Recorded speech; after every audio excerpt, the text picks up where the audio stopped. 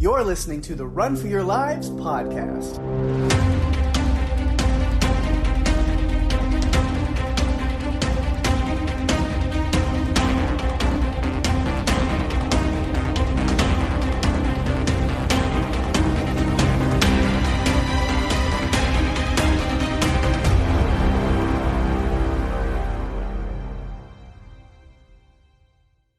Hey everyone, welcome to the show. I'm Daphne. And I'm Pake. And this is the Run for Your Lives podcast. This episode, we are covering the 2016 animated musical adventure film Trolls, directed by Daphne's giving me a look. Wait, no? No. Oh, God, I've made a mistake. You know, we went over this last week. I know, and I told you it was going to get mixed up in my head, and then it got to the day, and then I was like, yep, I'm watching Trolls. Damn it. Yeah. Damn it, what did I... Yeah, I guess we'll see how this goes now. Right. We'll just dual talk back and forth. You explain this movie, and then I'll be like, and then Anna Kendrick, and we'll just see where it goes. Or I could just wing it and pretend to talk about this one. Or you know what? Quick reset, and then we'll see what's going on. All right, I'm back and I'm ready. I'm ready to go. Okay. All right. Okay. So let me try that again. This episode is the Norwegian monster film, Troll, directed by Roar Uthaug and released on Netflix December 1st, 2022. That's much better. I got that. Okay. Thank God I got the right one. Because I was not going to go back and do it a third time. So, okay. No. We're good. All right. No, we're definitely not going back to that other Troll movie. All right. With a terrible sequel we're just not doing it. I'm excited to cover this one. I didn't realize that Roar Uthaug directed The Wave, which is my favorite Norwegian film. Nice. Which we will cover on the podcast. We probably should have covered it before this one. However, Troll is a newer movie, and I'm excited for us to cover something new. It's always great. We like doing new stuff. Yeah. We have some new stuff coming next year. There are some movies that are on our radar. So we'll definitely be doing some new stuff. I love covering new stuff. I'm glad we're doing this one. But I'm not taking The Wave off my radar because I've talked about it a few times. Yeah. We're definitely going to cover it. It's a disaster movie. But that's not what this is. This is Troll. Not Trolls. No, not Trolls. Not Trolls World Tour. No. Troll. Got it. Okay. So we're on the same page. We're good. Okay. We are, yes. This is a movie that I didn't know anything about. It's one that just popped up on Netflix. And I checked it out and we just decided to add it to our list. Yeah. And it's time. So we should probably get started the way we always do, which is with some production notes. All right. It was filmed in Norway, not just Oslo. It was filmed in Askim, Dover, Inder Ostfield, Lom, Øyer, Rena, and Ulsteinvik. Was inspired by Norwegian folklore. The tagline for this film is Mountains Will Move. Since it's a Netflix film, there's no budget. There's no box office info. Nothing's out there for anyone to find out. Mm-hmm. I mean, I'm sure there was a budget, but yeah, we're not privy to it. Nope. It is 101 minutes long. Pake, bring on the synopsis. Deep in the Dovre Mountain, something gigantic wakes up after 1,000 years in captivity. The creature destroys everything in its path and quickly approaches Oslo. I'm scared already. What happens next? Hopefully you already know because you've hopefully already watched this movie and that's why you're listening to this podcast. Why am I talking like this? I don't know, but I kind of like it. It's perfect. Oh, man. You know, there were several things, and I'll talk more about this later. There were several things in this movie that reminded me of other movies. Yeah, no, that's definitely like if we usually don't have like a general thoughts section. Yeah. But I kind of have some, yeah, like before we really start breaking down into characters and arcs and stories and stuff. Yeah, that's one thing I noticed about this movie that as a general, it was hit and miss. It depends on what it was. But I found that this movie focused a lot on, and it was done purposely, but there's a lot of homages and references to other things that they like are very blatant, which are fine. Yes. I think those parts are really good. The downside is there was a lot of tropes. So if you remember when we did 2012, I had a whole thing on tropes and stuff with that. And so there's a lot of weird tropes. And I think the tropes in this one weren't so much of just noticing tropes, but they were like tropes that bother me, that I don't like. And we'll get to those when we're talking about things a little bit more. So the references and homages I really liked, and then the tropes kind of brought it down for me in some places. So overall, it kind of balanced out. I still really enjoyed it. But yeah, there's some weird tropiness that I do want to talk about. I wondered if you would. Yeah, there were some definite things that I was like, oh, that it just made me go like, yeah, oh, I know what that's about. I did read one thing about the director, and one of the major things he said in a couple of interviews is that he wanted people to experience the world of Troll through the characters. And I liked that because thinking about how we on this podcast address the movies through the characters and the arcs. Yeah. I thought, that's really great. I'm not sure it always worked. Is this my favorite movie? No. But there are some things I really liked about it and some things that I'm kind of like, well, that's happened before in other movies. Do we have to do it again? Right. It sounds like we got a similar mindset on that a little bit. Yeah, I think so. So I guess without further ado, let's get into it as we do with characters. And I get your doc, Inside Baseball, again, and there's like a character you left out of that that's got like some notes on it for sure, but we'll get there. Really? I'm wondering who it is. Because oh gosh, I know who it is. Yeah, you probably do. Yeah. And looking at my notes, I have quite a few on that person as well. Mm-hmm. Yeah. Yeah. It's an important part of the story. So, yeah, we'll get there. But yeah, of course, we should start with Professor Nora Tiedemann. That's the place to start, I think. She's got main character energy, for sure. Yeah. She's a dinosaur hunter, which I love. Yes. It's amazing. I did find it a bit silly that as soon as her, coworker comes out to tell her that they're going to lose the funding, miraculously, she finds a dinosaur bone. That's one of my tropey things that I had mentioned. I have that exact thing. Because with that note, I even said, I was like, I don't want to be hard on this movie because it's early and it's looking promising. But I was like, but it's already getting a little tropey. Like the financing is gone. We have to pack up and, oh, wait, there's the dinosaur bones we've been digging for. We just needed to believe more. Right? Right. No. And the funny thing is, with Believe being a big part of this movie, I covered Miracle on 34th Street with Jade and Penny, and a lot of that was Believe.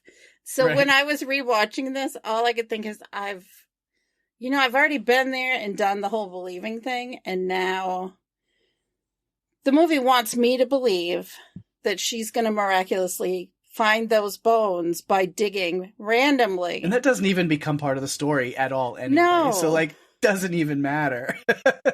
They just as easily could have, just had her packing up the camp and then the people come and take her anyway. But then they have to give you this, theme of belief or whatever. Because that's another thing is, right at the beginning when her dad's telling her, you have to believe before you can see, and then, the faces start appearing in the mountains. I was like, yeah, if only belief was that easy to just toggle on and off, right? I know. Like pausing and unpausing my microphone, or silencing or unsilencing my microphone. Right. It's that simple. You just need to believe. Oh, okay, then. Oh, cool. Now I do. Now I believe. Other than that piece, I did enjoy the early interactions of her and her dad because you could tell how close they were. and the adventures. And we learn much later that it was those adventures that really got them through the loss of her mother. Yeah. Yeah, talk about adventures. The friggin' mountain climbing like that, I couldn't do it. No. My anxiety would be too much. Yeah. Because, random side note, because I did recently watch that newer movie, Fall.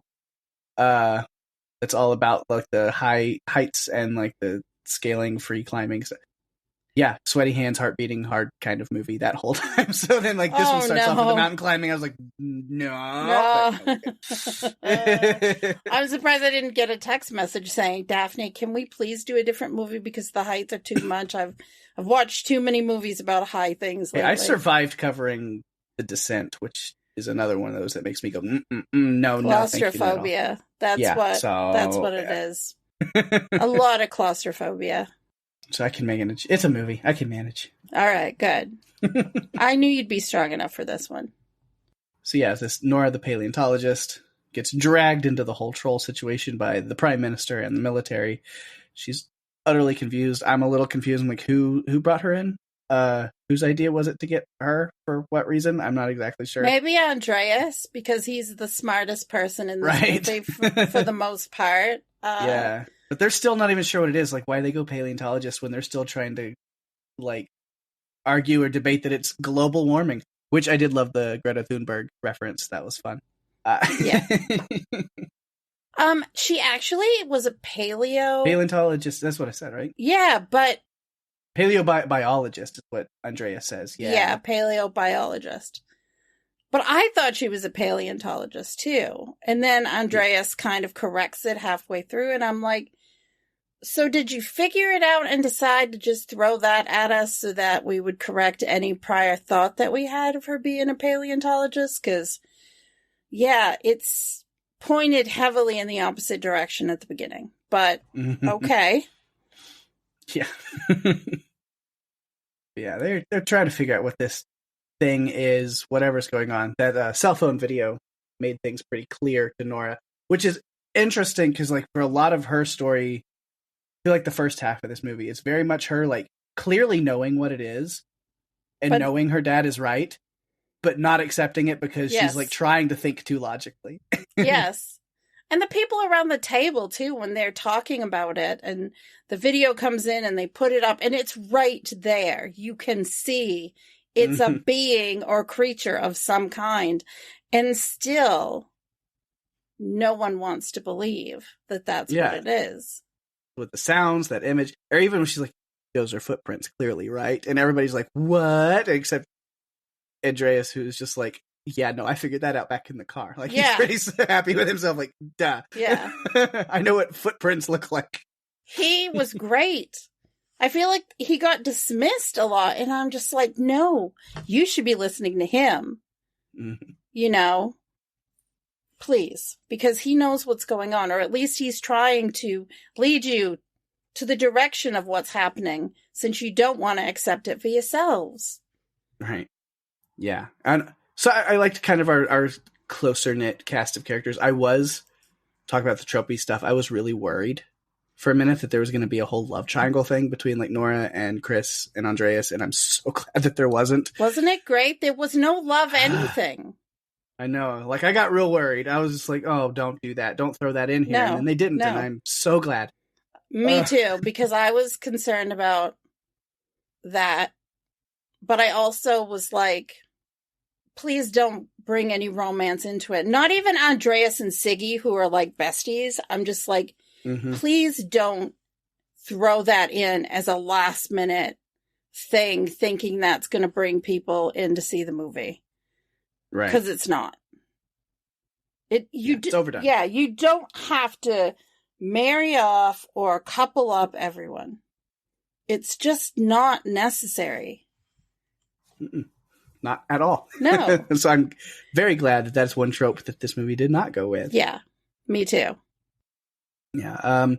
We talk about her relationship with her dad, Nora's, and so we do get him. I've got more notes on him. He's the one that I was mentioning earlier, so we can kind of go more details on some of his stuff there. But dragging him along with this, and he's just very excited about it because he's like, well, I know exactly what's going on. You don't have to know, but I know. So it leads to that scene of him bringing the helicopter down, and he's like, topography's all wrong. It's like, clearly this troll is like camouflaged itself as rocks just right here in the middle of this valley.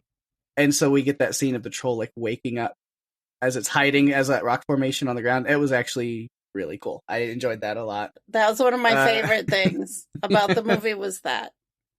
Yeah, but luckily everyone got out of there. There's clear footage of everything, so it's like very clear. Again, it brings it back to that.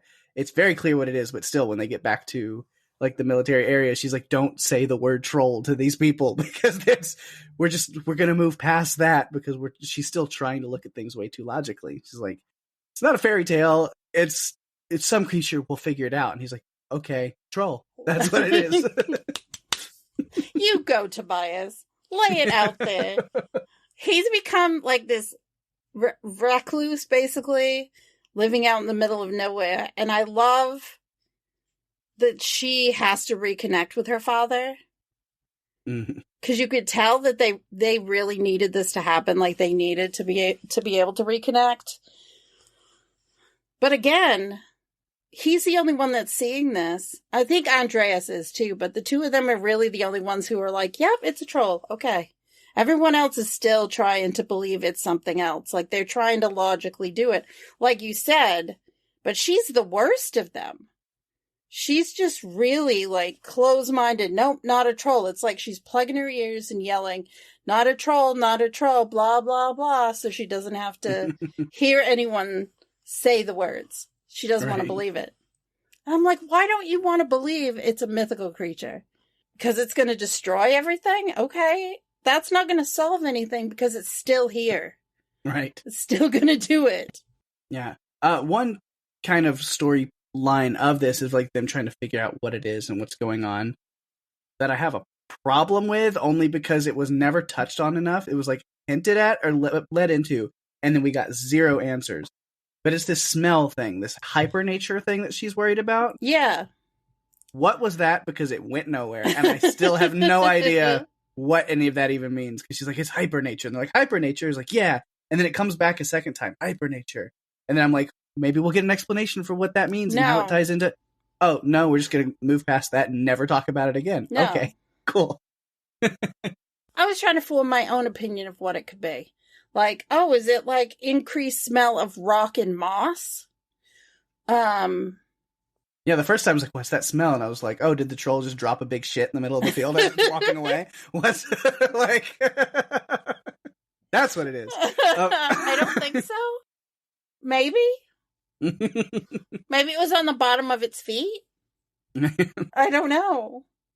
I get so lost with the hypernature thing. Like, I was like, where did that go? What was that? Peg, it could have been a fart. Could have. It just lingers. I don't know. He's been trapped in a cave for 1,000 years. He's real gassy. Yeah. Oh, man. Yeah, I found it almost humorous. This one part where the troll walks through somebody's house, basically. And we start to feel the ground moving.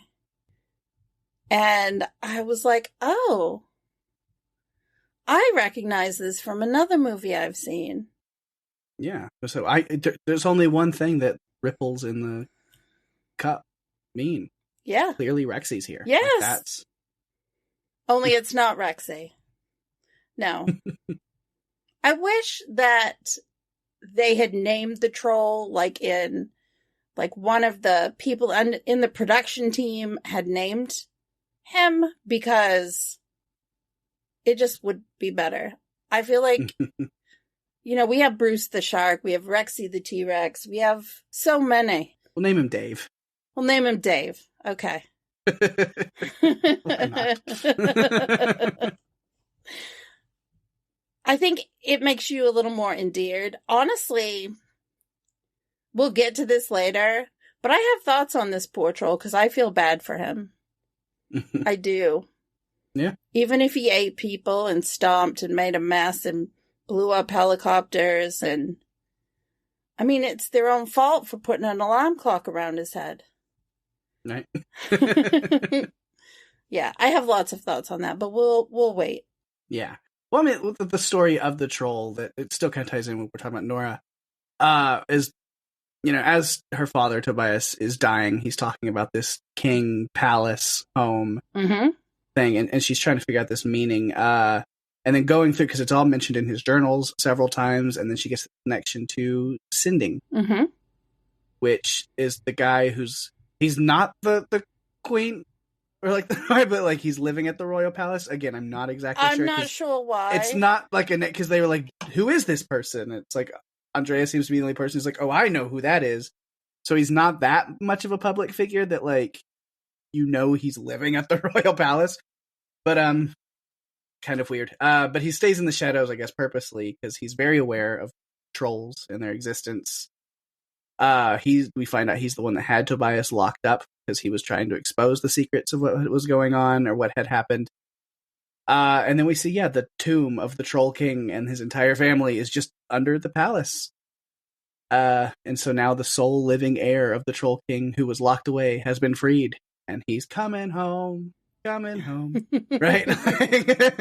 I think this is the troll daddy. Like, I think this is like the king. This is the king himself coming home. Well, didn't he say there's something that he killed all of them and then left one alive? Yes, to lure the king away, to bury him in Dover Mountain. Okay. See, I was confused by I thought that, like, they killed the king and the others and then left.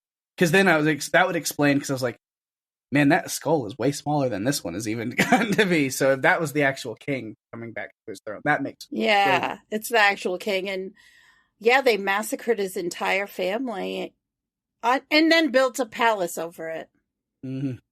It's just sad. When that part comes out and they talk about what actually happened, it was sad. Mm-hmm. Like, he's woken up. He has no idea where he is. He has no idea what's going on. Everything has changed. He wants to get home to his family because he probably doesn't realize how long he's been gone. And, he makes a beeline for it. Yeah. Starbucks everywhere. Times have changed. Yeah. Such a mess. He likes to go into the mountainside to kind of have a nap. He doesn't like when people wake him up, though. Yeah. He throws a little bit of a tantrum. I don't blame him. Mm-hmm. Yeah, I get cranky like that when somebody wakes me up when I'm trying to sleep. I know. It's like, leave me alone. I need to sleep. Don't call me before noon, at least. Right. I'll throw a helicopter at you, too. I get it. But they do learn and figure out that, yes, sunlight does, in fact, hurt and or kill the trolls. So they've got to come up with a plan to take care of this one. But it is the middle of the night, so what will they do? I don't know. But she's been pushed off the case. They plan to nuke it or blow it up and blow up Oslo with it. Right. So they gotta come up with their own plan. Like Andreas is just like, he quits. Well, he resigns, but he wishes he quit. No, he retires. He did. He's like, consider this my retirement. He said resignation. He said retirement. I don't think so. Yeah, retirement. Go look it up. He did. He gave us 2 different subtitles. No. Where did you watch it? Netflix. Me too. He said, consider this my retirement. And then he gets in the car and he's mad at himself because he's like, retirement? That's for older people. Like, yeah. Look it up. I'll take all this out. Yeah. It's retirement. I'm going to find it right now. I'm going to look it up. Maybe I was eating at the same time as watching this part. I guess. I don't know. Okay, and guess what? I found the exact scene. I'm going to share my screen.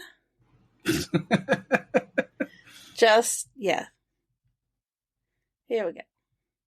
Here we are, Pake. Moment of truth. And then you made me doubt myself for like 2 minutes before I could get it up there. I could have sworn. What, that it was resignation? Yeah. No. He retires. Is this like when you have those song lyrics and you think you know what they are and then they're not what you think they are? No, it does say resignation on mine. It says resignation. Oh my God. We have discovered something. Because it does say resignation. Oh my gosh. Subtitles. And I can see it. Mm-hmm. That's really interesting. Then it must have been funny when he got out to the car and said, I shouldn't have said my resignation, because saying your resignation is exactly what you should have said. I mean, you could say I quit, but resignation is what most people do. Yeah. Because, yeah. The lines in the car. He says resignation. I said resignation. That's something my grandpa would say. Why couldn't I have said I quit like normal? Because people don't say I quit. I mean, they do, but so I was like, I know I'm not crazy. I pay attention enough while doing this to where it's like I would have caught the difference between resignation and retirement. And now we've cleared that up. And we know. But it does make more sense then at the end of the movie where he's like, I still want to work, but just not this job. And I was like, well, then you still resigned from that job. Yeah, so what's exactly. the point of it? So it doesn't make any sense. Like, no, doesn't. It's ridiculous. But you know what? Okay. I'm okay with it. I'm okay with it. I think, whatever. We're going to leave all this in. We have to. Oh, yeah. So we've figured there's a conspiracy at Netflix. They're giving different people different translations in the subtitles. What's going on? What is there? They're trying to divide us. They are. No, you will not divide us here on this podcast. We will stand strong and know that what we saw was different than what the other person saw, and we will accept it. And we will move on because there's other stuff to talk about in this movie. Yes. Like the one line that's also said in the car at a later time, a little bit, that I really enjoyed, where he says, hey ho, and she says, let's go. I like that. Mm-hmm.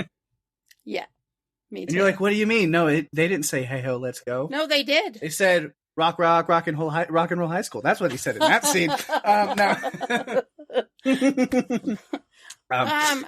Rock and Roll High School, Pig. Have you ever seen that movie? I don't think I have. I know it. But you know, the song. Of course you do. Song. Yeah. I know my Ramones. I know.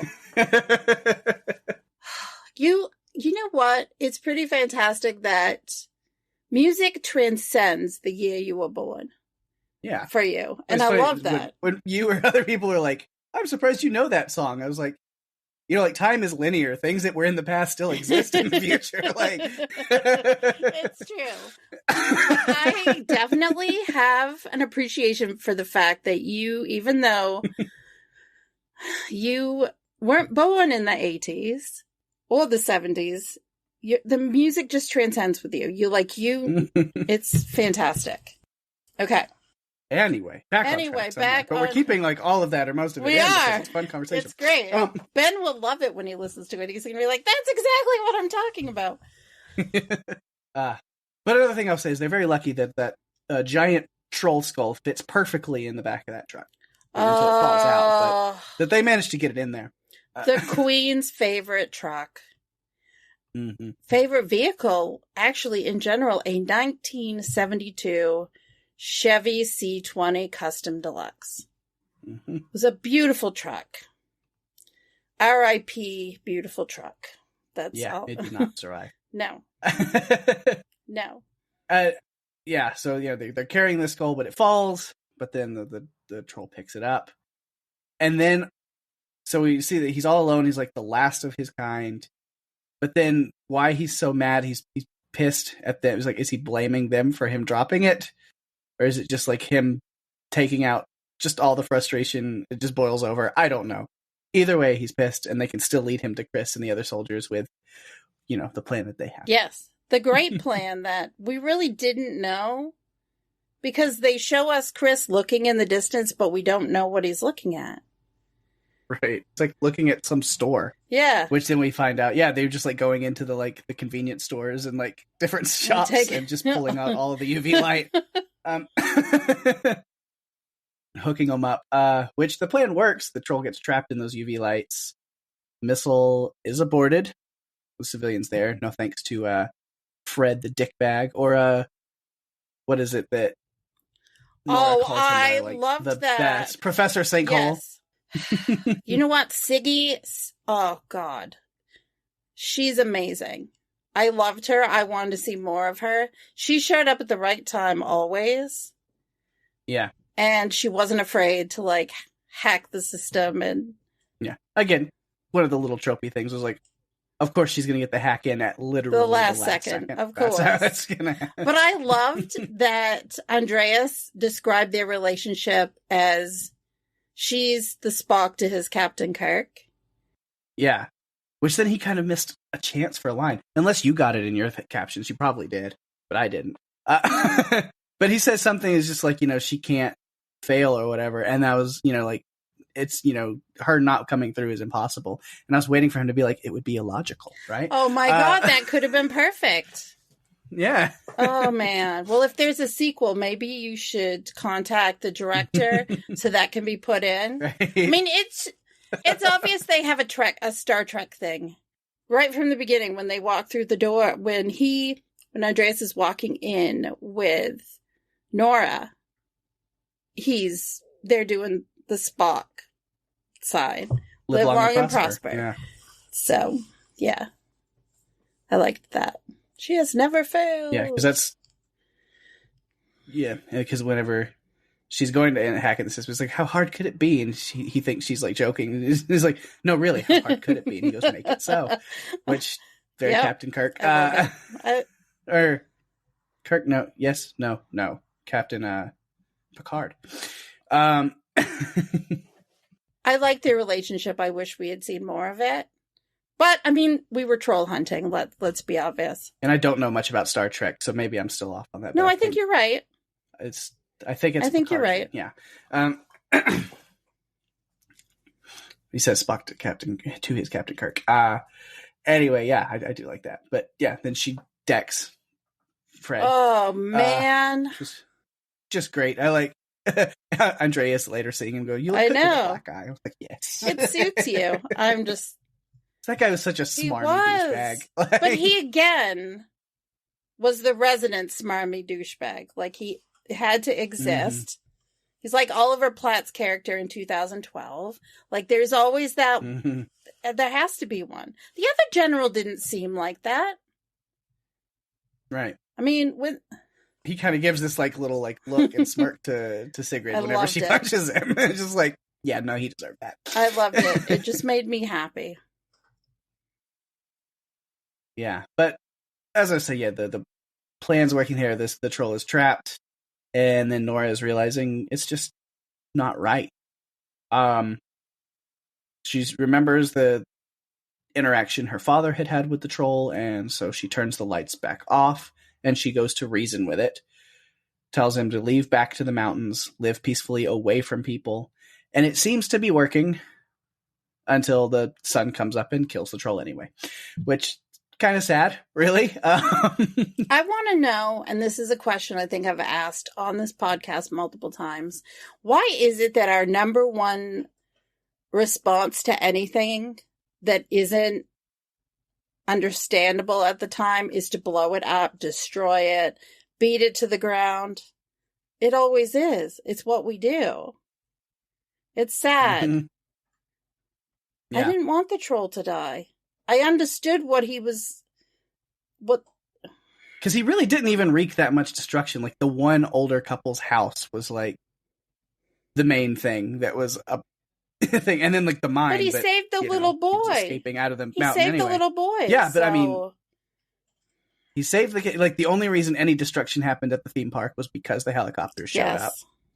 He doesn't like big bells. Being rung around his head. Again, it's like an alarm clock. He was pretty carefully going through Oslo until he got pissed off and then was like running through buildings and stuff. It was tied to, and I know we've talked about religion in reference to other movies that we've covered. Part of this is tied to the Christianity movement in Norway. Mm-hmm. And that led to the trolls being slaughtered.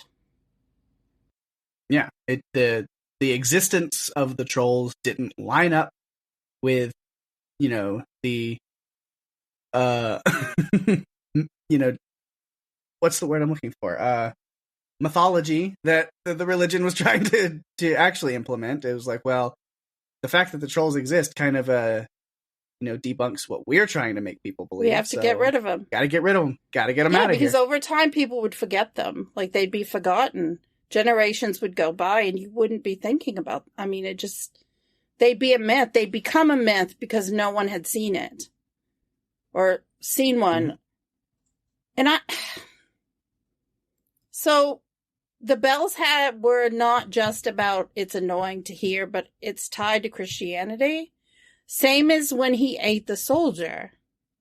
He was praying. It wasn't about smelling the blood. It was this tie to Christianity. But I have to say, when he dropped the soldier in his mouth, it reminded me of Rampage at the end. Love that scene. So that reminded me of that. Yeah. No, it just seemed like he was sniffing. Maybe there was the blood thing too. I don't know. Maybe that part of the lore is true. Made true after it got spread as a way to they were evil in the mythology even. So, but either way. But so at this kind of end here where we get left with at the end of the movie, because Nora plays a big part in the ending. So I have it, we have the remains of the troll, which Nora says to name Tobias Boulder for her dad. I'm down with that. Andreas is going to write that insane monk story.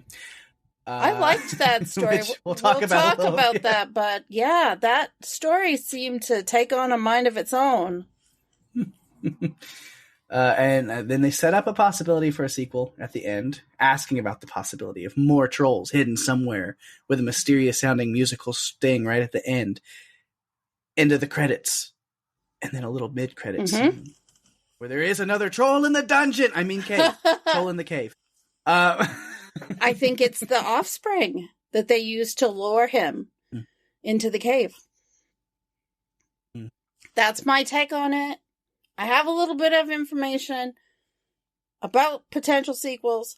We'll save that to the end of the podcast or the end of the segment when we talk about behind the scenes stuff. Yeah. But yeah, there are all my notes about Nora. All right. Let me see if I have anything else. We didn't really talk about the Heidel mission, but I feel like that's more of a Tobias thing. That was the mission where Tobias dies. Yeah. So I think that we can wait on that. Yeah, pretty much is what I've got. So I feel like we can move on. All right. So where to next? Let's go to Tobias because I feel like it's connected enough. Or should we go to Andreas? All right, let's go to Andreas and we'll save Tobias for after. Because Andreas is connected a lot with Nora, and I feel like we're going to cover some more ground, I guess. Yeah. Yeah. Really, all I want to say with Andreas is I want to see the bad movie trailer for his story about the monk who can tear off body parts and use them as weapons, including his head. Yeah, I want that. I want to see. That's a trailer we would have covered.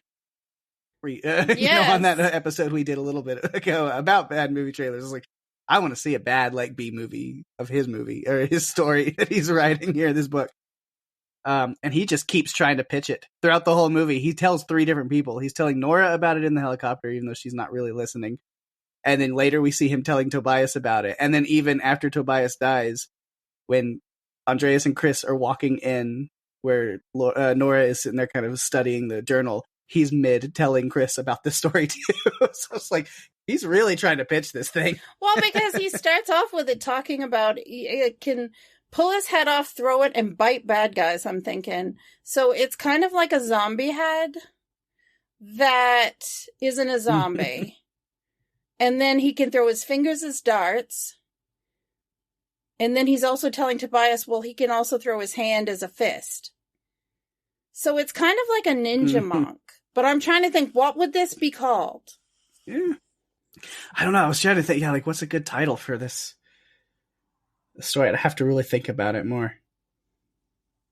Yeah, I don't know right now. I don't have a good one for right now. Okay. Maybe eventually. Maybe by the end. He had a really good sense of humor. I mean, he's talking to Chris about his Call of Duty hours that he's logged, trying to relate to him. Mm-hmm. And he loves the night vision goggles because they remind him kind of like an arcade. But he draws the line when he's kicked out of the room. And that we've already talked about, which is what led us to resigns. He retires / resigns, depending on what Netflix wants you to know. It's great. It's great. Yeah. I loved when Nora confirmed that they were footprints or said they're footprints because he thought it was that. We talked about that already.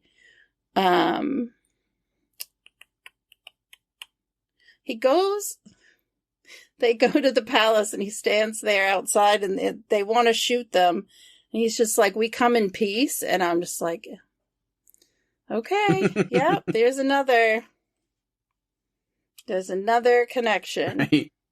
I think my favorite little one-off joke from him is when, they're trying to remember pieces of the fairy tales and the mythology to see what could be helpful. And he goes, don't feed them after midnight. Pretty sure that was from our Christmas special last year called Gremlins. 2021 Christmas special. I liked when, and I'll mention this because I think Sigrid is connected to him anyway, when she's trying to get to hack in and she gets the first denial, like saying, no, you can't, it comes back that access denied, and she says, you shall not pass. And I'm like, yep, okay, there's Lord of the Rings. Mm-hmm. How many more will there be? Yeah. Just all the great nerd I love it. Culture references. I love it. Keep them coming. Yep, that's really all my notes about him was mostly, I just want this story he was working on. And at the end, he's telling the prime minister, because it makes a little more sense when he was just like, I'm still leaving this job, but I want to work as a writer. I'm gonna write my book, and we know what story. He's probably pitched it to her several times. It's just like, good luck with that. Okay, yeah. You do that. I sometimes wonder. I mean, he seemed good at his job, but I sometimes wonder if the prime minister didn't just send him off to kind of watch over Nora because she didn't want to have to deal with him. Like, he's too high maintenance. I don't know. I mean, she kicked him out of that room, and I'm like, you trust him with everything else, but you can't let him sit in the room while you're talking to Fred, the asshole? No, please. I don't think so. Okay, so I think we're going to have to go to Tobias now, right? I'm still working on workshopping in my brain ideas for that book. The best one I've come up with right now, just like in the back of my mind while also covering other things. This body is a temple. He's a monk. I don't know. Okay. But we got to get more of the attack, like weapons in there somewhere. I don't know. Yeah. Okay. All right. I'm not going to let myself get distracted with it because I don't want to go down that road. That might be the best I can come up with today. Okay. Maybe on a future episode, Pake will tell us what title he's come up with for this book. It'll be in like our feedback section.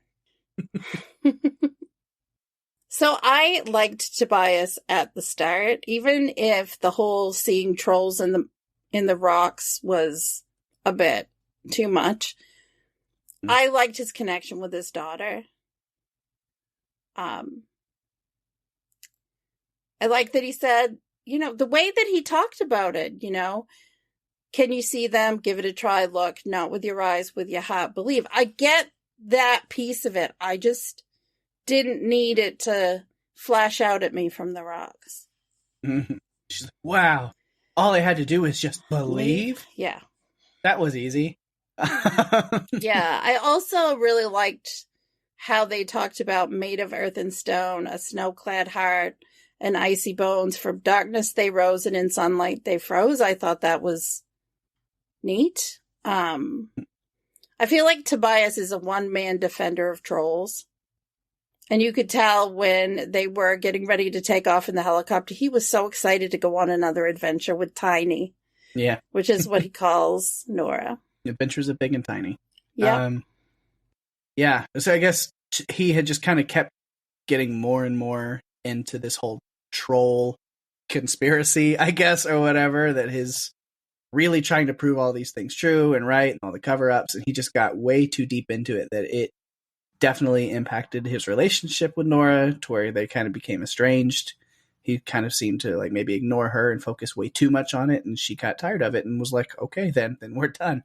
Well, it also was Sinding and his organization that they made him out to be unstable and crazy, basically. Yeah. I did take notice of the location of Tobias's cabin when they go to meet up with him. It was called Jotunheimen, as in Jotunheim, Realm of the Giants. Mm-hmm. Pretty cool. I like that too. I did a little bit of research into Norwegian folklore because I was trying to dig up something that I thought would add to our discussion. Didn't really find a ton of things because this story was put together for this movie. What came up in the documentation was references to the Jotun, which I found interesting. I'm like, Yeah. Jotun. Which I know back when we did the ritual, I probably was with a hard J as well. I'm pretty sure I was, but over time, yeah, like since we've done that, yeah. Jota, it's a Y because it's more of a Nordic. Yes. So it's like a Y sound, the Jotun, which is just the name for the giants in, that kind of Nordic and, that culture, playing a lot of God of War. Helps with that, the Jotunheim and the Jotun, the giants. Yeah. So that did come up when I was doing some research. I made comments throughout the second half of this movie, focused mostly on the troll, like, oh, they woke him up from his little nap on the hillside and ridiculous things like that. Yeah, so with Tobias, I think, we talked mostly about kind of his theories and thoughts, and the government cover-ups and things like that, and the cause of their extinction. It says supernatural or fantasy reality disproves religion, so they cover it up. How did they actually get rid of them? It's still, he says it was kind of Sinding says it was this kind of massacre, this ambush on them. I'm still like, how do you manage to kill a bunch of them? How do you? They had a hard enough really trouble sure. with one.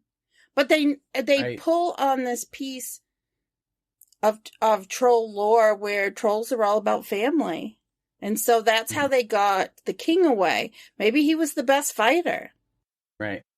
Yeah. So you mentioned, the mission where the Heidel mission. First try to attack it, and everything just goes man. Real bad. This whole action sequence, which there's a Wilhelm scream. Yes. A little after 47 minutes. But yes, because the military fires on the troll, and it turns out to be a really bad idea. Right? Always, right?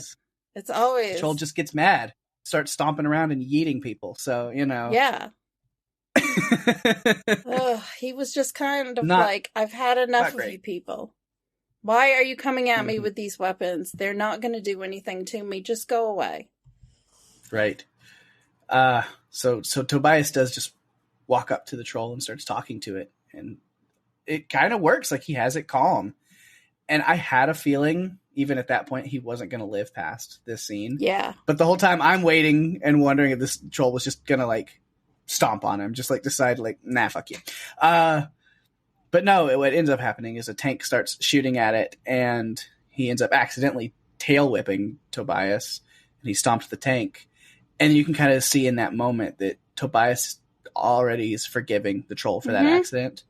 And they have this kind of shared look. The troll even looks sad and sorry for what happened. Yeah.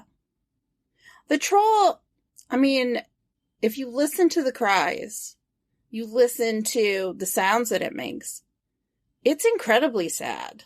Like, it's longing for something, just trying to get back to its family, not even realizing or knowing that his family's been destroyed. Which you get the reaction of that when he sees the skull. Because I have no doubt he would have gone back to that palace and ripped the whole thing to pieces.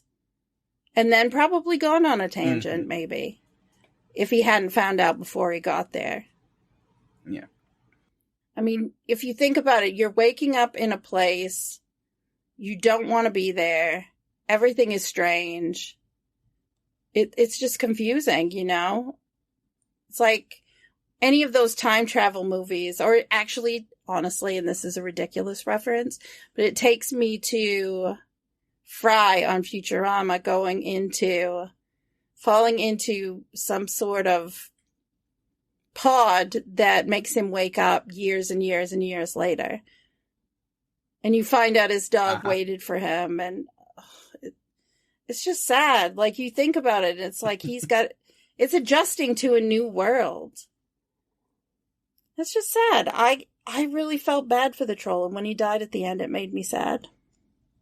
It's a creature. Mm-hmm. You know? We shouldn't destroy everything. I mean, that's what Nora was trying to do at the end. She was trying to save it. She was trying to... It's just a little too late for it. It's too bad. Tobias had one line, and I'm pretty sure I know we haven't talked about it, but I'm pretty sure you must have noticed it. When he's on the screen, he's talking to the folks, the defense personnel, and he said, "You did it because you could. You never stopped to think whether you should." Well. Mm-hmm. Channeling his best inner yes. Malcolm. Yeah. Yes. Yes, he is. When I heard that, it was just kind of like, okay, so Jurassic Park reference number 2. Okay. You're not Jurassic Park, but I see what you're doing. Right.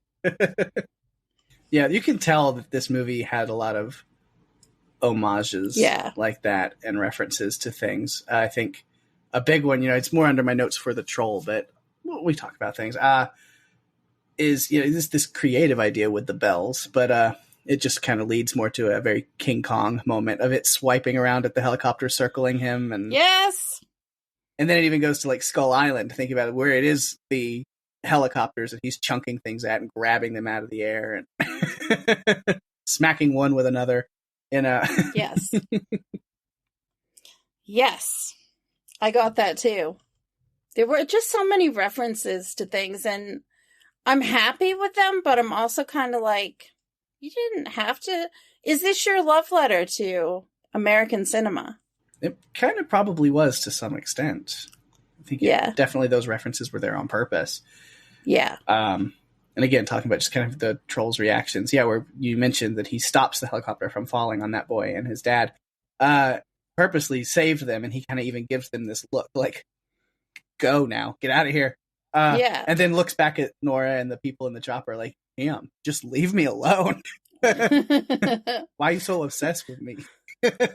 I just kept getting the impression that the bells were giving him a headache, and he had that typical reaction that you would have if things were ringing, like car alarms and a fire alarm, because they used to do fire drills where I work, and it would just get annoying, like the sound of it. And I just get that from looking at him and his reactions, like, oh, he's just had enough of this. He's like, get out of my face. But Nora, throughout the whole movie, notices things could have been worse. Like, he saves a little boy. He's not just a brutal machine. He's a being. He's a creature. And he does have some sense of, I don't know. I feel like he's not all bad. Right. I guess is what I'm trying to say. I'm say all bad. I don't think any bad really is in him. He's not purposely trying to kill people. And maybe the one soldier that was praying, but that's about it. Yeah, but I think that's it. Like, I don't think that he wasn't evil. I think he was very confused about what was going on. He didn't understand. He'd never seen helicopters. I mean, can you imagine? You wake up. I mean, have you ever woken up from a nap or like you overslept and slept too long and then you're real groggy and stuff? Yeah, that's 1,000 years is a real long oversleep. Yeah. So of course he's gonna have like a headache and be in a Yes, bad mood. it He's is. gonna... Mhm. Yes. He's got no patience for this. I don't have patience when I've been woken up from a good sleep. Just saying. Yeah. All right. Only other real character that I have notes for. Not a lot for Chris. I liked Chris. I like the character of Chris, but I don't have my notes are really just he's not a really great military captain, is he? Just giving in to taking them along with him that easily and letting Andreas wear his helmet and gear. Yeah, I think that would be frowned upon. And also kind of leaving his post to go off to do this mission that Nora and Andreas have dreamed up. I mean, I don't think that would be I don't think they would enjoy that. I don't think that his superiors would be happy to see that. Seems like a really great guy, but kind of a terrible soldier. Yes. But again, he's not hitting on her at the end. There's no romance, and I like it. He brings in some major backup. He clearly must have been owed a favor. More than just a Pepsi and a Toblerone. Yeah, Amir comes in and takes care of what's needed, even though they didn't have as much time as they wish they would have had. They're coming in hot. And it works. Again, tropey. Right at the last minute, get the lights going and get stuff going on, which that's a weird trope that I've never understood. Is we get where the troll was going to stomp on Nora. How does distracting somebody or something when they're about to stomp down make them like stop and leave their foot just hanging in midair? Like that has never I don't made think it sense does. to me. Like you finish the stomp and then you look over to the side. Like what? What was that? Like because otherwise he was stomping very slowly and gently to be able to stop his foot in midair. I'm wondering if she would have had time to dig a hole to get down into before he put his foot down as slow as he's stomping. I mean, she might have. I'm going to squish you. Eventually. Squish you. Eventually. Just stay right there. It's coming. Don't move. You have time to go get like a coffee or something, but then you better come back and get back in that same spot. Yeah, those are my notes on him. Those are really all the notes on characters, other than just, again, the military was kind of... They evacuate Oslo, they get everybody out, and then as the troll is making his way into the city, like, hey, remember all those tanks and guns that didn't do shit earlier? Let's try that again. I know. I don't know why they did that. And then they seemed horrified at what was showing on their screen. It's like, you've already done this. Twice. There's no point in doing it again. It's not going to work. I mean, it's a waste of resources. It's looking at human life as expendable because they're not going to make it out. Come on. If you wanted to put a scout there to watch where he is and when he's coming into town, okay, but you don't put all the guns there again. We've already been through this in Heidel. Remember the Heidel massacre? Silly. But yeah, so those are character notes. I have a few other thoughts about the troll, I think. But we've covered a lot of those too. I liked him. I thought they did a good job. I have some more notes, but they're behind the scenes. Yeah, I think it's just a couple like little quips and ideas. At the beginning, the protesters were telling them not to mess with the mountain, and look what happens. You pissed it off. Yep. You pissed off the mountain. You definitely did. It turned out to be a troll. Mm-hmm. It stood up to take revenge. The giant footprints through the forests, leaving from the hole in the mountain. I like, again, Andreas' little line is, call all the ologists.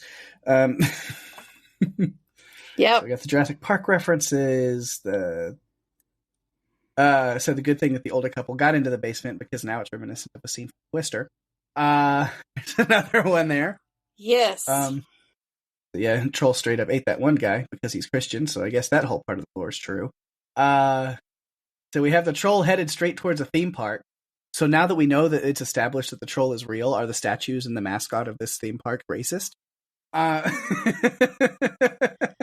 Well, you do have to wonder, and I did wonder the same thing. I mean, especially because they had the troll stop right behind a statue of a troll. And you compare the two, and it's like... That's what you think of me when you see me! This is bullshit! But yeah, that's all the notes that I've got now. Well, then you know what comes next. Let me guess. Cheese board. No. Oh, dang it. I want cheese. You want...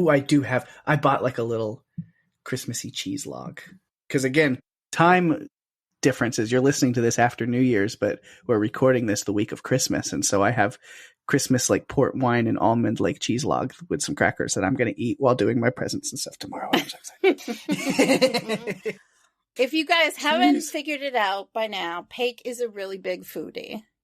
He's really into cool restaurants and interesting food types, I guess you could say. There's really not anything you don't eat, is there? Mm-mm. No. And you go back to that local restaurant, cool restaurants. That ahi I had for our special Christmas reservation dinner was awesome.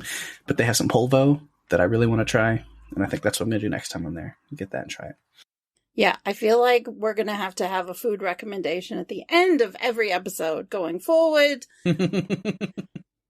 Pake knows all the best places to go. If you're ever in Texas, the Dallas area, he can tell you pretty much where to go. And he does know because I've been to some places there with him. Oh, the pie place is my favorite. My absolute favorite. It's good stuff. Yeah, if you're in the Dallas area and you don't know, then yeah, you should. About Emporium pies. So good. So good. Oh, all pies are measured to that one now. They just don't measure up. Okay, so it's not time for what Pake's eating this week. It's time for behind the scenes. And here we go. So, Uthaug has directed mostly Norwegian films, but was in charge of the 2018 Tomb Raider reboot. I actually, with Alicia Vikander. Yeah. He hasn't done, he's not directed a ton of films. What ones he has are mostly Norwegian, and I mentioned The Wave already, which we will cover. He had been considering this idea for more than 2 decades. It was a film he had always wanted to make. Glad that he got to do that. One of his main inspirations was Theodore Kittleson's drawing of the troll on Carl Johan. The producers hoped that in addition to Troll being a roller coaster adventure movie, it would also make people think about how we treat nature. If you don't treat it right, it's going to fight back. Please, in this way, not in the way of the happening. What? It was important to those involved with the filming that the movie was grounded in Norwegian reality and Norwegian nature. The director also wanted to pay respect to the Norwegian culture, as trolls are a big part of Norwegian mythology. He also wanted to create something that hadn't been seen before. Well, we hadn't seen the troll before, but you did reference a lot of things that we have seen before. Yeah. According to IMDb, 186 visual effects artists worked on the troll, including the following companies: Gimpville, Ghost VFX, Shortcut VFX, Static VFX, and Swiss International. It was Ghost VFX that was heavily involved in creating the troll, from sculpting the base model, facial expressions, and surface details, to developing the simulation workflows and the underlying muscle structures. All of this had to be done to the level that it would hold up in extreme close-ups. Huge parts of the troll's surface were covered with vegetation, and his skin had partly turned into chunks of rocks that all needed to move independently from each other. While Uthaug had a clear vision for what he wanted to achieve, he did give the animators and creators freedom to explore their ideas with regard to troll design and addressing the creative challenges during shot production. They also released a making-of reel that showed how they layered the textures to create the nature feel of the monster in various scenes. I actually watched it. It was very cool. During the troll creation process, it was a lot of back and forth to hone in on the look. They wanted the troll to feel Norwegian, so they used textures from rocks, forests, and moss.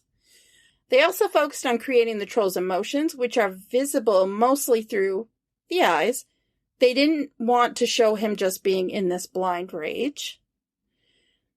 The biggest and most complex scene to shoot was the Heidel massacre. They actually had a car cannon to shoot the cars around. And I liked that a lot. They wanted to show the troll's impact, so they created things to make it really cool. All right. Get an early start on next year's Christmas list. Add car cannon to that. Yeah. Okay, got it. Write that down. Put that in your phone. So the trailer music is Edvard Grieg's In the Hall of the Mountain King from Peer Gynt.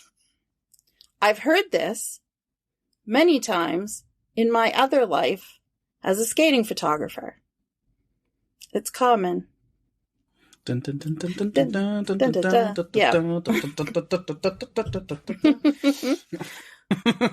Pake already talked about the Wilhelm scream that we got.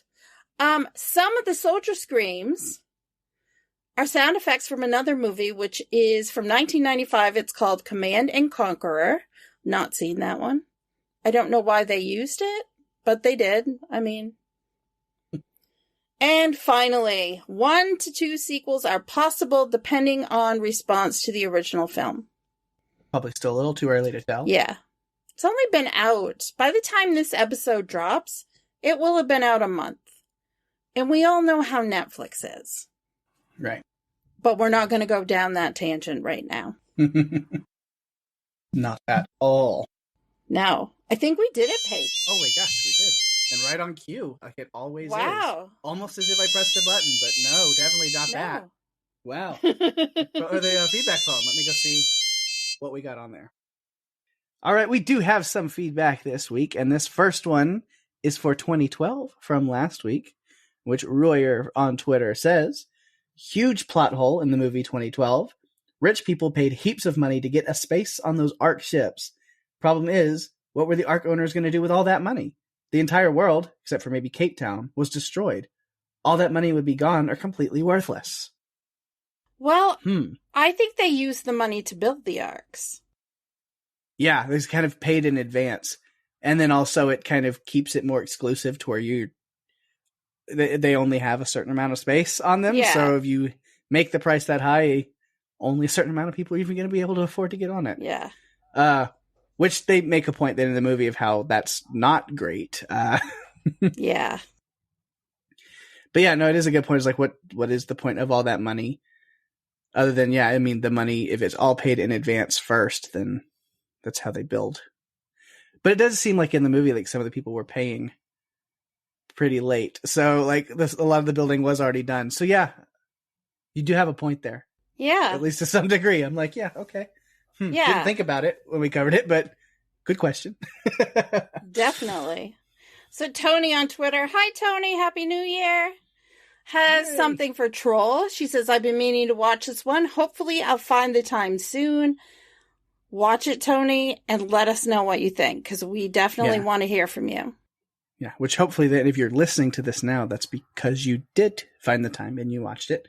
Yes. And now you've listened to us talk about the movie, so you know that what we just did with the last feedback is you can always send us your thoughts on a movie anytime. So if you did watch it, yeah, I do want to know what you thought. And lastly here for text or message feedback, we have Mofavo over on Twitter as well. Says, I noticed The Menu is streaming on HBO Max starting today, in case it makes your radar. Well, we've got some good news for you. It definitely made our radar, yes. And it definitely will be coming up quite soon. Yes. Yes. So I hope you watched it, Mo, and you can let us know what you think. Well, believe it or not, we are starting the new year off the way we love to, and we have a message from Steve Brown. Yay, live Steving. So here's what Steve had to say about Troll. Hello, Pake and Daphne. This is Steve, and this is Troll. I know nothing about the movie, absolutely nothing. Oh, and this is why I don't go rock climbing, because, ropes and danger and ropes in bad places. This is foreign language, and I actually have to read the subtitles. Dang it. Okay, these subtitles are going way too fast, so I'm going to do my best here, but, Oh, okay, not all foreign language. Do you have the media under control? Okay, so if those tracks are footprints, and this thing is throwing up huge gravel, so the troll is like a kaiju? Oh, how very Jurassic Park of them with the coffee cup. Okay, she just crawled into what is definitely a footprint. It's got toes.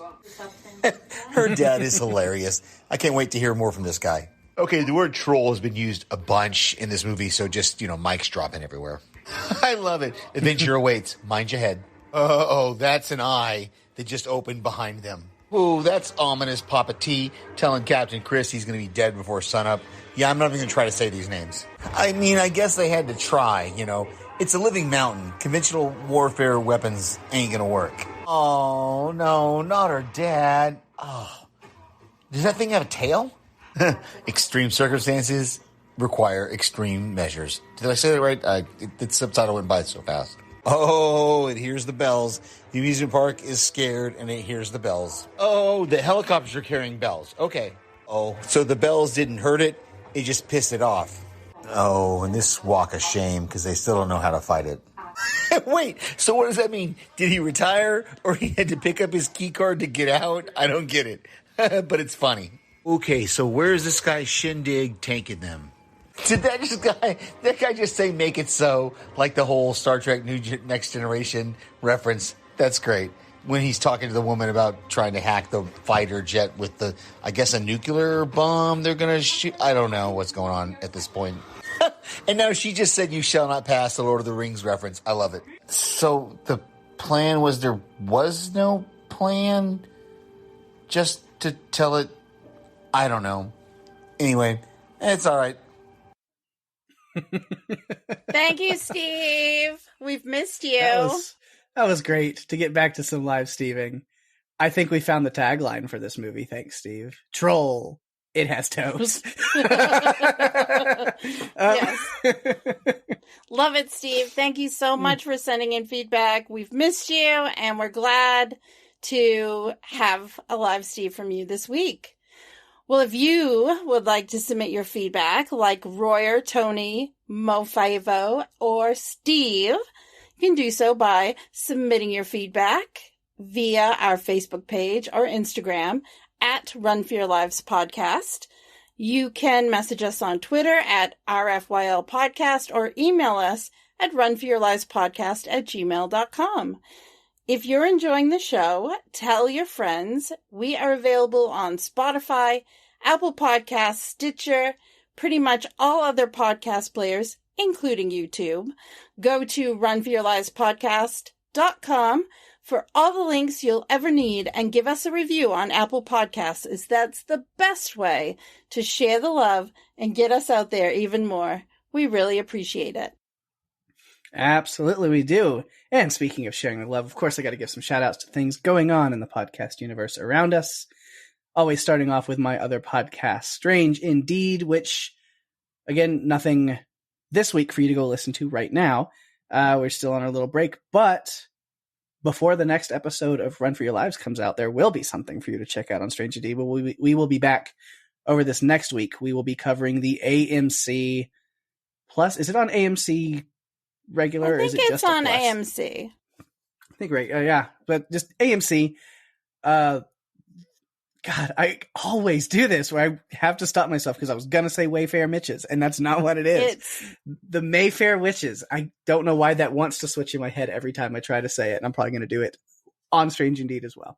But yes, Anne Rice's The Mayfair Witches, which I'm interested and excited to talk about this because Rima is a huge Anne Rice fan, and I literally know zero, nada, zilch, nothing. So I'm just jumping in completely blind, and it's going to be a fun ride, hopefully. And we try to pull in some other Anne Rice superfan guests to make the conversation super fun while I hang on for dear life and hope I make it through the ride. So You will, Pake. I have faith in you. But yeah, it'll be fun. And then all kinds of other great podcast stuff going on as well. I'm so excited for the Cast of Us. Will be The Last of Us is coming on the 15th, 16th, whatever that Sunday is. That is the next week after Mayfair Witches starts.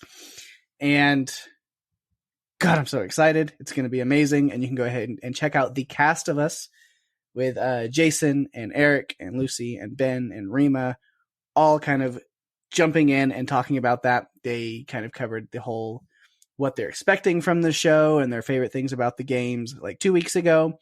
And then this week, Jason uploaded an old episode of him and Eric covering kind of their thoughts when they played the first game after it came out. So it's an old episode re-uploaded so you can get their fresh thoughts on the Last of Us game when they first played it, which is a really cool thing to go back and listen to.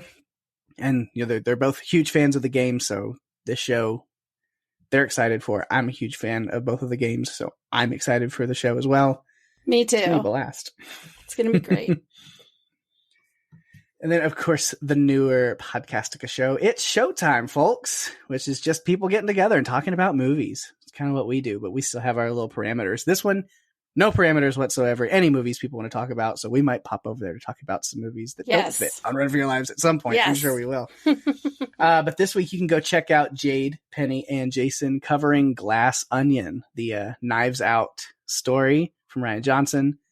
It's a fun one. I really enjoyed it. So definitely watch that movie and check it out. It's on Netflix. And then Jerry and Alex are discussing the first 2 episodes. Actually, the episode for episode 3 is out now too. So you can listen to both 1 and 2 together, or episode 3 of the Paramount Plus series 1923, which is a Yellowstone prequel spinoff. I've been binging my way through Yellowstone. I'm not completely caught up yet, but I'm a huge fan of it right now. Just as on my binging journey, it's great. So if you're a fan of Yellowstone and that universe, go check out the 1923 cast with Jerry and Alex. See, over on TV Podcast Industries, they are covering The Bad Batch over on Disney Plus. Episodes 1 and 2 are up. They will be covering those. So go check out that coverage over there if you're a big Star Wars fan. And on Adrenaline Cinema, Mark and Ben discussing Ocean's 11. God, I haven't seen that movie in so long, and I love it so much. I do. It sounds like a good time for a rewatch. And lastly, give a little shout out to Panels to Pixels, because speaking of Mark, he something big, you know he's a huge Kevin Smith and like View Askew universe, everything with that. And so he got to interview Marilyn Gigliotti from Clerks and Clerks 3 this week over there. So if you're a Clerks fan, go check out his interview with Marilyn over on Panels to Pixels.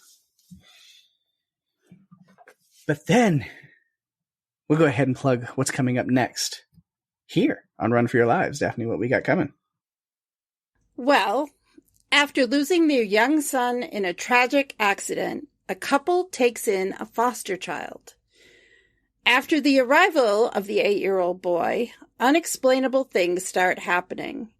The husband and wife balance what's best for the child with how his gift reconnects them with their deceased son. We delve back into the Flaniverse to discuss Mike Flanagan's 2016 film, Before I Wake. Yes. I'm excited for you guys to hear that. I always love talking about Mike Flanagan. It's a good movie. It's a great movie with all the classic Flanagan shenanigans, Shaflanigans, where he just makes you scared and then breaks your heart and makes you cry. One scene to the next. You never know what he's going to, pull right in front of you at any given time. So always love that. Yeah, I have definitely enjoyed all of his work that he's put out. It's just been creepy and interesting and well thought out and well casted, well put together. It just ticks all the boxes. Absolutely. So after covering Hush not that long ago, we decided we would jump into another one. Because if anything, we know we are huge Flanagan fans. Yes. Fanigans. Fanigans. We're Fanigans of his Flanagans. I don't know. We're Fanigans of his Flananigans. There, I like that. Okay.